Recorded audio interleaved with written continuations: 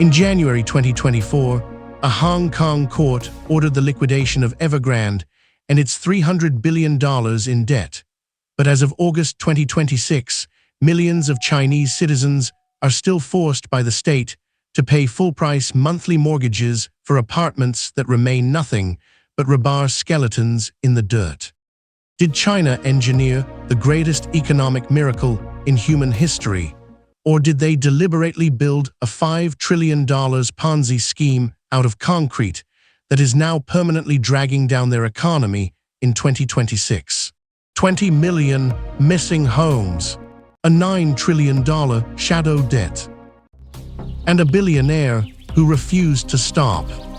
To understand how the second largest economy on Earth trapped itself in a death spiral by 2026, you have to look at the man who built the machine.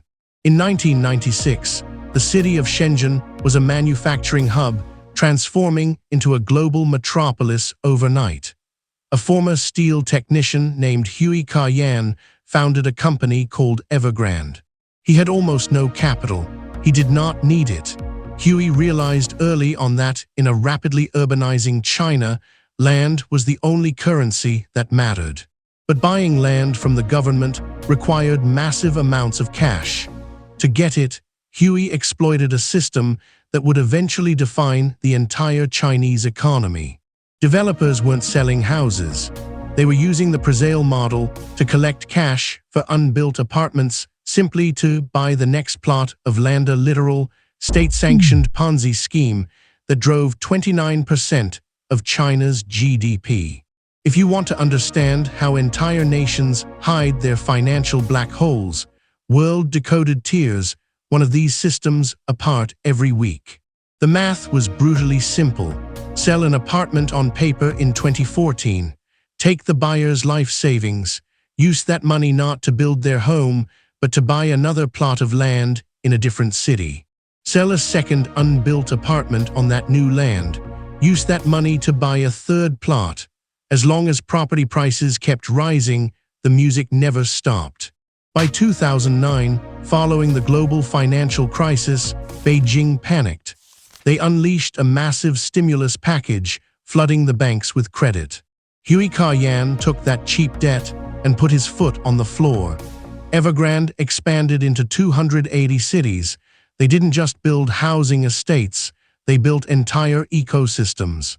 Water companies, electric vehicles, a professional soccer team. Xi became the richest man in Asia. He believed he was bulletproof. But the cracks were already visible if you knew where to look, or more accurately, if you knew where to drive. In the north, near the Mongolian border, lay the Kangbashi district, built to house 1 million people, outfitted with museums, stadiums, and endless rows of high-rise apartments. It was a masterpiece of modern engineering. It was also completely empty, the original and most infamous ghost city. Kangbashi foreshadowed a nationwide oversupply crisis. Developers were building faster than the population could grow. They were building for investors, not for residents. By 2020, real estate accounted for a staggering 29% of China's total GDP. The entire nation's wealth was tied to concrete. Xi Jinping had an insatiable addiction to leveraged growth. He held a delusional belief that he was too big to fail in a communist system. He assumed the state would never let a sector that large collapse.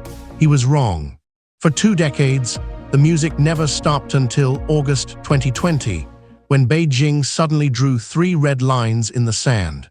Xi Jinping's government had watched the debt balloon. They feared a systemic financial collapse, so they instituted the 3 red lines policy. It was a strict mandate capping debt to cash, debt to assets, and debt to equity ratios. Cross these lines, and you could no longer borrow from state banks. Evergrande failed all 3. The legal lending window slammed shut. This was Xi Jinping's point of no return. Instead of deleveraging, he doubled down. He attempted to bypass the rules with shadow banking and offshore dollar bonds. He borrowed billions from foreign investors at punishing interest rates, hiding the debt off the books. But the developers weren't the only ones addicted to this debt. There was a silent partner in the Ponzi scheme. Local Chinese governments relied on selling land to these developers for up to 40% of their revenue. Without land sales, cities could not pay for police, roads, or hospitals. To keep the machine running, local governments created local government financing vehicles LGFV. They borrowed money to buy their own land when developers couldn't. By 2024, they were hiding a $9 trillion debt bomb. If you want the rest of the mechanisms breaking our global economy, World Decoded maps a new one every week. In late 2021, the inevitable happened. The cash dried up. Evergrande missed a bond payment, then another. Suddenly, the construction cranes stopped moving, nationwide. You sign the papers, you take the mortgage, you wait for the keys. But the keys never come, because the developer took your money to pay off a bondholder in New York, and now the company is bankrupt. This wasn't just a corporate default. This was ground zero for a civilian rebellion. In the summer of 2022, across the city of Zhengzhou, homebuyers realized their apartments would never be finished. They banded together and did the unthinkable in a surveillance state. They stopped paying their mortgages. The mortgage boycotts spread to over 300 projects nationwide. Listen to a 34-year-old homebuyer standing outside the permanently halted Evergrande Oasis megadevelopment in late 2024. I pay 4,000 yuan every month for a 30th floor apartment that has no walls and no builders. If I stop paying, the state ruins my credit. If I keep paying, I am buying air. When Evergrande and its rival Country Garden finally defaulted, they didn't just wipe out foreign investors, they incinerated the life savings of the Chinese middle class. If the apartments were never built and the developers are bankrupt, where exactly did the $5 trillion go? It went into the engine. It was burned to buy overpriced dirt from local governments, to pay off early investors, and to fund offshore dividends for executives like Xi Jinping.